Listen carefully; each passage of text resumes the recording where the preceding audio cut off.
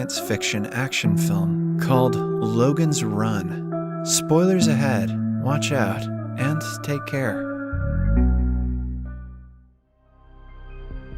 The premise of the movie is set in the year 2274. The world has been torn down by a Holocaust, and the surviving humans live in a utopian domed city. The city is inhabited by an idyllic society where there is little to no work, and people are free to pursue all of the pleasures of life. The residents of the city are governed by computerized servo mechanisms, and there are no human leaders. The computer takes care of all aspects of life, including reproduction, as no humans are allowed to reproduce sexually. However, there is a catch. A person can only live up to 30 years of age before undergoing the rite of carousel and being terminated. The computerized servo mechanisms enforced this rule to manage the population and keep it constant. But they have made the residents believe that the people who are terminated in the carousel are actually renewed and brought back to life as babies. This is basically like Zoomer Buddhism. Some people, called the runners, have caught up to the fact that they're being lied to by the computers. To stop them from running away from the city, elite policemen called the Sandmen are appointed. To track people's age, each person is implanted with a life clock crystal in the palm of the left hand at birth. The life clock changes color as they get older and begins blinking as they approach their last day. The protagonist of the movie is a Sandman named Logan 5. But unlike the usual Sandmen, he is curious and questioning in nature. In the opening scene, Logan 5 is in a laboratory looking at artificially born infants. One of them is named Logan 6, who he donated sperm for. His friend and colleague, Francis 7, brings him out and takes him to that month's carousel event.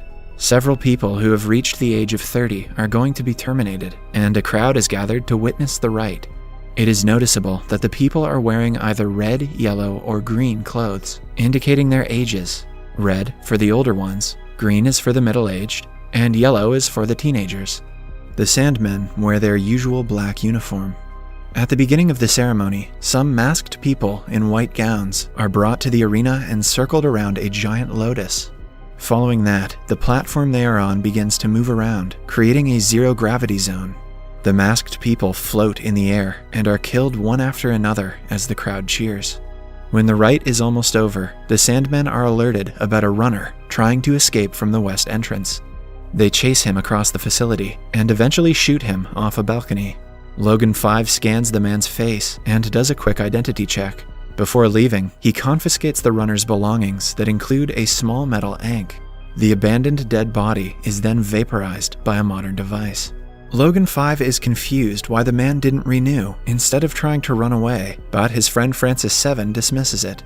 The Sandmen are given lavish apartments and are considered the elites of the new society. Logan 7 is in his apartment drinking at the end of the day. By pressing a button, he summons a girl for his pleasure. The girl is named Jessica 6 and is fascinated by Logan's apartment. He gets her to the sofa and tries to kiss her, but Jessica rejects him. She doesn't want to get close to him because she is grieving the death of a friend who was terminated that day. Logan dismisses her concerns, stating that her friend was just renewed, but Jessica scoffs at the comment, claiming that carousels are death, not renewal.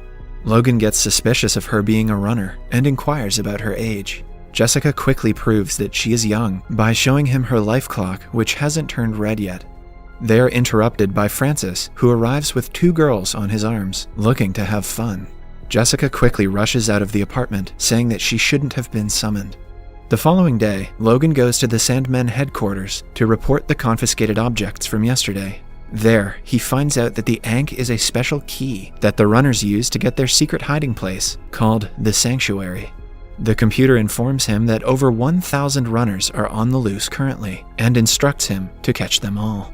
A confused Logan asks the computer how many of the runners have been renewed. He begins to suspect that the renewal program is fraud when the computer doesn't answer.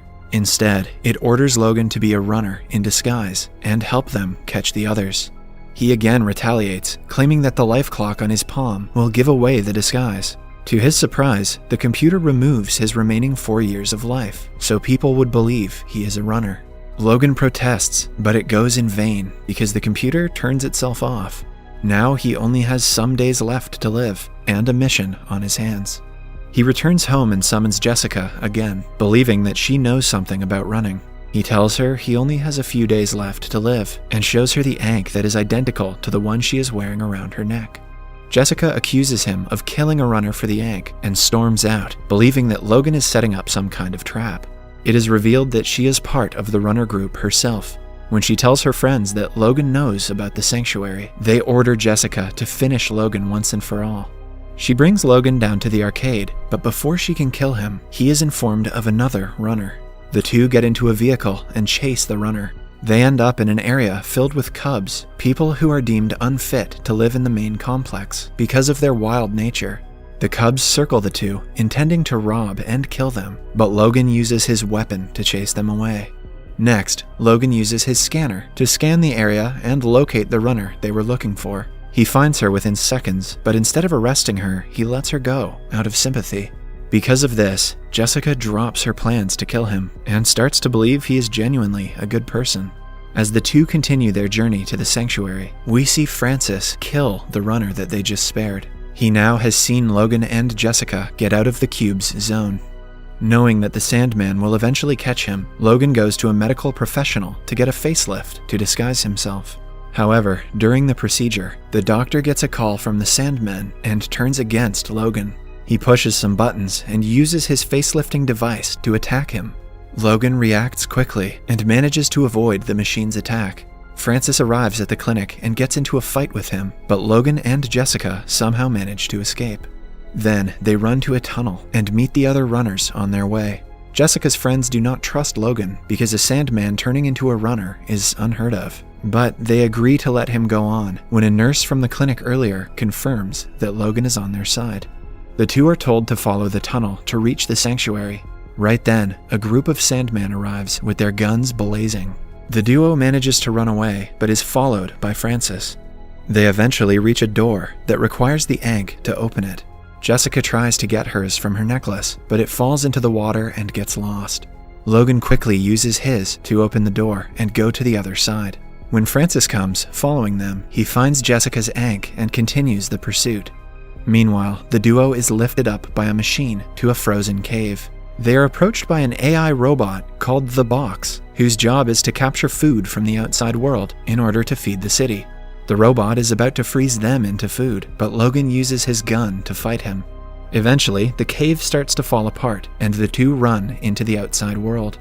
They are mesmerized by the beautiful scenery in front of them.